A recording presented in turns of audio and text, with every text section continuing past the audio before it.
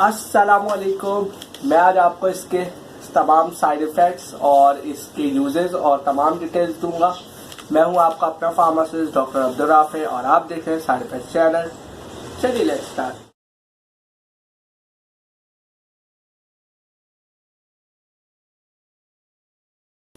इसका जो brand name है वो रेल्टस है और जो इसके जेनेरिक एक्टिव फार्मास्यूटिकल इंग्रेडिएंट है वो अमोनियम क्लोराइड है, क्लोरफेनिरामाइन मेलेट है और फिनाइल एफ्रीन हाइड्रोक्लोराइड है। ये टोटल जो है ये 120 ml का सिरप है और जो इसके मैन्युफैक्चरर है वो फार्माटेक है। और ये जो यूज़ हो रहा होता है ये ड्राई कफ में यूज़ हो रहा होता है, जो कि अमूमन कॉमन कोल्ड, ब्रोंकाइटिस और जो दूसरी जो बीमारियां वगैरह होती हैं कंडीशंस, उसकी वजह से जो कॉज होता है उसको ये ट्रीट करने में यूज़ हो रहा होता है। यानी कि ये एक तरह से एक्सपेक्टोरेंट है। इसकी जो है कंपोजिशन भी देख लेते हैं कि कौन कितनी क्वांटिटी में। तो इधर जो है इसके 5 ml के अंदर इसमें अमोनियम क्लोराइड 100 mg डाला हुआ है, क्लोरफेनिरामाइन मेलेट 2 mg है और फिनाइल एफ्रीन 5 mg है। यानी इसके अंदर ये टोटल ये जो जितने भी इंग्रेडिएंट्स हैं इसमें जो है 3 ड्रग्स जो है वो इसमें डाली गई हैं, जो कि एक इसके 5 ml के अंदर है। तो चले अब इसके साइड इफ़ेक्ट्स देख लेते हैं।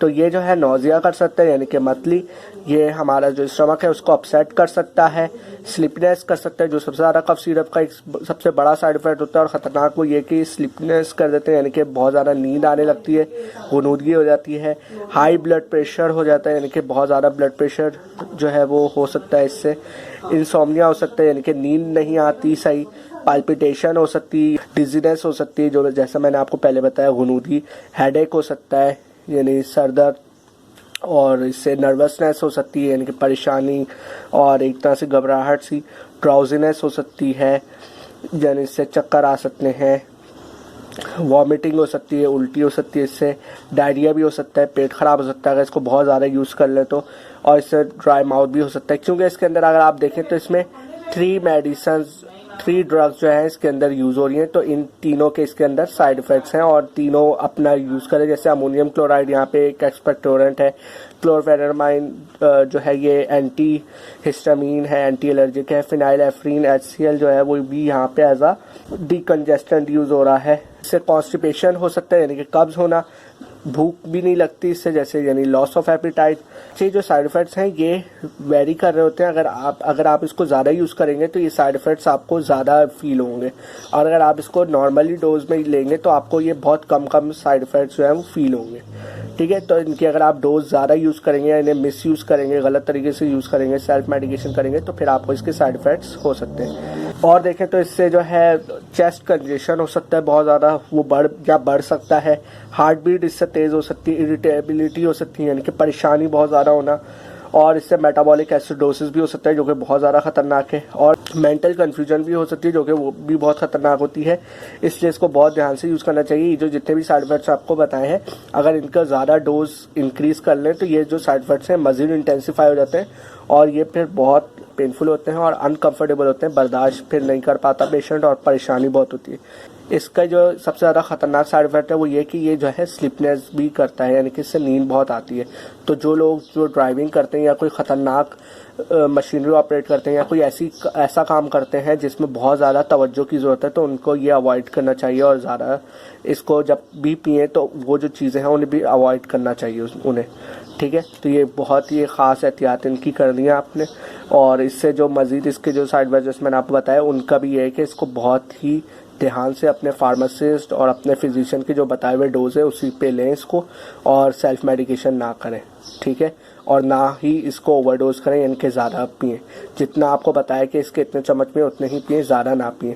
क्योंकि हम लोग जो है वो बोलते हैं जी कफ सिरप है तो क्या मतलब बहुत हल्का ले लेते हैं इन्हें कफ सिरप को, हालांकि इसके अंदर जो मेडिसिन है वो समझे एज आ लिक्विड फॉर्म में। ठीक है, टैबलेट फॉर्म में तो सॉलिड होता है ना, इसमें क्या है कि लिक्विड फॉर्म में। तो इसलिए तो ये भी ऐसा नहीं है कि इसमें कुछ होता नहीं है। इसमें आप देख रहे हैं इसमें 3 ड्रग्स डली हुई हैं, यहाँ पे मेडिसिन हैं, इसमें 3 मेडिसिनल एजेंट्स हैं जो कि इसमें काम कर रहे हैं। ठीक है, तो ये तीनों अगर इनकी कंसंट्रेशन बढ़ जाएगी तो ये फिर अपने अपने साइड इफेक्ट्स देंगे। ठीक है, तो इसलिए आप इसे बहुत ध्यान से यूज़ करें। और चूंकि ये कफ सिरप है तो इसके इतने कुछ ज़्यादा ख़ास साइड इफ़ेक्ट्स नहीं है, ये है, लेकिन ये भी आपको बहुत ध्यान से इनको यूज़ करना चाहिए, क्योंकि अगर आप नहीं करेंगे तो आपको ये फिर बहुत परेशानी हो सकती है इनसे। ठीक, इसके मज़ीद साइड इफ़ेक्ट्स और इसकी जो मज़ीद डिटेल्स हैं और इसके ड्रग ड्रग इंट्रैक्शंस के किन मेडिसिन के साथ आपको इसको लेना चाहिए और किन मेडिसिन के साथ नहीं, और ये आपके लिए बेहतर भी है या नहीं, और ये किन किन और मज़ीद चीज़ों में यूज़ होता है, और क्या इसको प्रेगनेंसी और ब्रेस्ट फीडिंग में यूज़ करना चाहिए या नहीं, तो इन सब के लिए भी आप अपने फार्मासिस्ट से कंसल्ट कर सकते हैं और अपने फिजिशियन के कंसल्ट के बगैर इसको यूज़ ना करें। पहले उनसे डायग्नोज करवाएं अपने फिजिशियन से और फिर इसको यूज़ करें। ठीक है, और अगर इसकी मज़ीद डिटेल्स वगैरह हैं तो आप उनकी सब के लिए अपने फार्मासिस्ट से भी कंसल्ट कर सकते हैं। So that's for today. तो मैं उम्मीद करता हूँ आपको इस वीडियो से फ़ायदा हुआ होगा। मेरे चैनल को सब्सक्राइब जरूर कर दीजिएगा और अगर आपको ये वीडियो अच्छी लगे तो इसको लाइक भी कर दीजिएगा। अपने फार्मासिस्ट डॉक्टर अब्दुल राफी को इजाज़त दीजिए। अल्लाह हाफिज़, टेक केयर एंड पाकिस्तान जिंदाबाद।